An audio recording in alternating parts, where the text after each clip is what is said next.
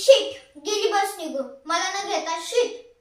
एखादी शीट कशाला, पूर्ण बसच रिकामी होती, ड्रायव्हर तरी होता की नाही त्यात, बसेश्वरालाच माहित। जाऊ दे, तशी पण ती गर्विष्ठच होती, तिच्यावर लिहिलंच होतं ना, जादा बस। अरे हे डॅडी कुठे गेले, मागे सळले वाटतं, हरवले। तरी मी सांगत होतो की फादर तुम्ही दादरला गर्दीत चुकाल, माझा हात सोडू नका। आता झाला ना घोटाळा। एकतर आमच्या डॅडींना काही आठवत नाही, परवा मला म्हणाले, अरे तुझी स्कॉलरशिपची परीक्षा होती का? अरे वा, चौथीत गेला वाटतं।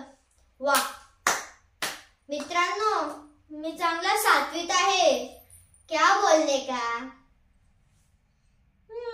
विसराळू असू दे, पण डॅड माझे खूप लाड करता, आमचं गावच लाडघर आहे।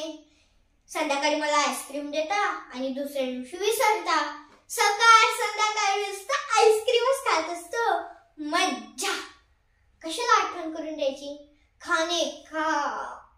आमचे शेजारचे पण फार प्रेमळ आहेत, त्यांचं नाव मेवावाला आहे, ते सारखे मला काजू बदाम पुरवत असतात आणि छदाम सुद्धा पण घेत नाही। शेजारची आंटी मला म्हणाले, यू नॉटी, तू फॅटी कधी होणार? मी म्हणालो, आधी मी कंदी कंदी पेढे खाणार, मंदी मंदी लाडू खाणार, मगच जाड होणार। माझी भाषा ऐकून साने गुरुजींच्या पण डोळ्यात टचकन पाणी आलं असतं। आता बस, आता डॅडीला शोधायला हवं। डॅडी, ओ डॅडी, डॅडी, डॅडी, अरे